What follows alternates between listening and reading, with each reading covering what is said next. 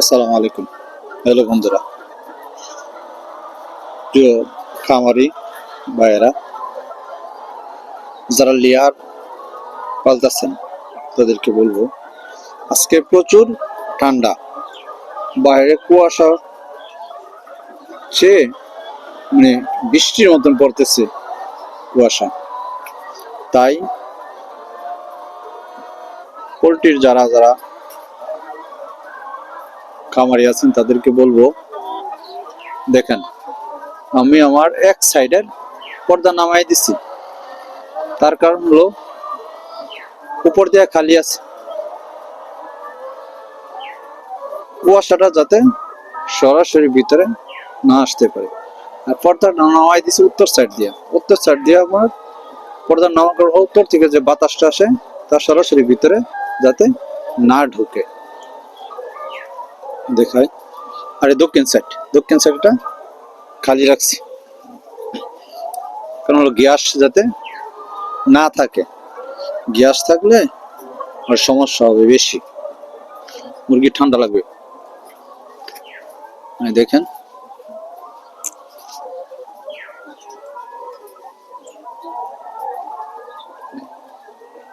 উপরের সাইডটা খালি আছে,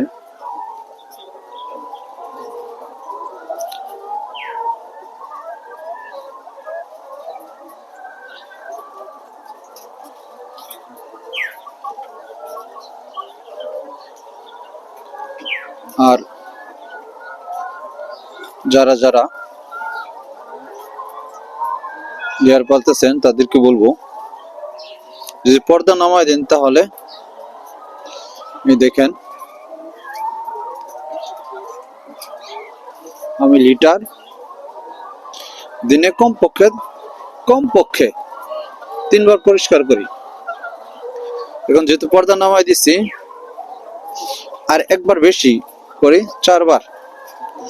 তাতে কি হয়, যাতে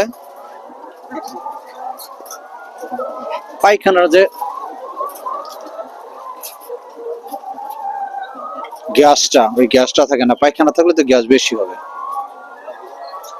যাতে পায়খানা এখানে জমাট বাঁধা না থাকে, বেশি না জমে। তাই আমি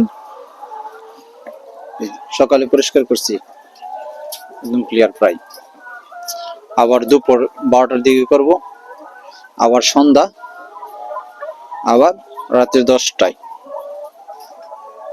দেখেন তে করে কি হয়, গ্যাসটা হবে না। গ্যাস না হওয়ার জন্য যেহেতু পর্দা নামাই দিচ্ছে, তাই ঘন ঘন ধুইতে হবে।